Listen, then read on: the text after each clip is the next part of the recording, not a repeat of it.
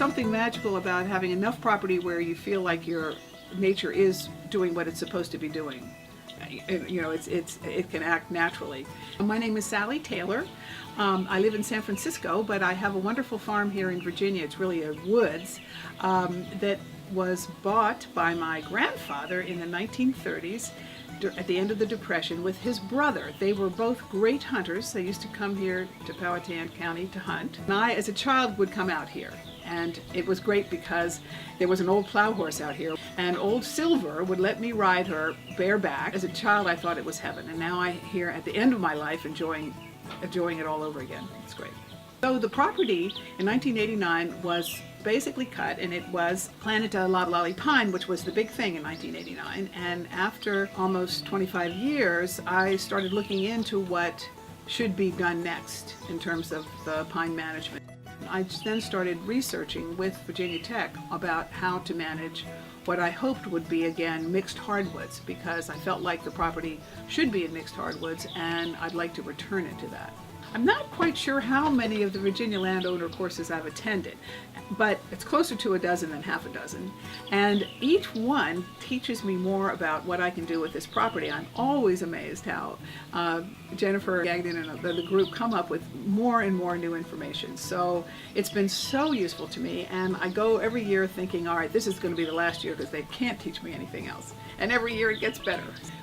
The last program was this spring in March. They had a program on how to do prescriptive burning for people who were landowners, not for people who were professionals.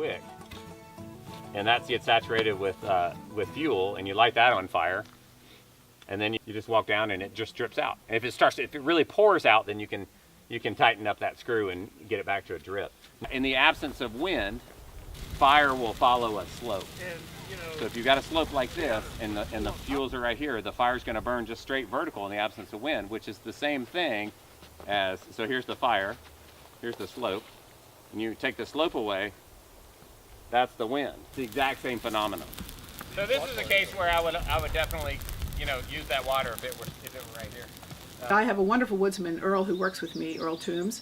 He's the son and grandson of my next door neighbors, and he's marvelous. We have been burning, but we thought we should learn more about the system and the safety and all the different repercussions of it. So we took this course, and it was great. We were both, I think we both learned so much. It was such a wonderful day, well spent. The educators in these programs are amazingly altruistic, and I'm constantly going back to them and making phone calls and say, what do you think about such and they're always endlessly helpful, and so it's a wonderful resource. It's something better, even better than the internet, to really know they really understand about Virginia and our particular problems and our particular advantages.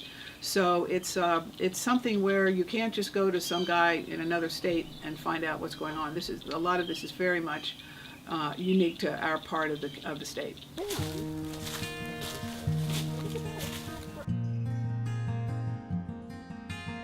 I've been doing more active land management than any of the owners had done before since my grandfather passed away.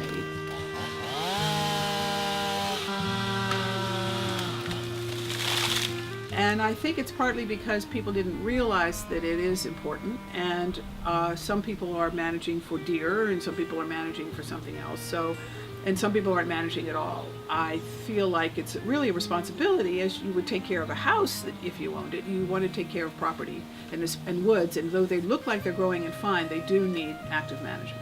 One of the first things I actually learned about from these woodlands courses and for the landowners was about this WHIP program, and I was lucky to get into it because it has since now closed down, and I think it had been going for like 20 years. But it's a very helpful program to try to help you get land that is either being used for something else or not being used, which was our case. We have 20 acres of fields that are basically just bush hogged every year, and the fescue and the Johnson grass are the predominant plants in those fields, which is useless to all the animals. So they were both invasives that I wanted to get rid of. So we sprayed for them and did all the things they said, and including in that is burning. So that's how we got involved in the burning as well. So it's really taught us a lot about trying to manage the land, thinking in terms of the wildlife.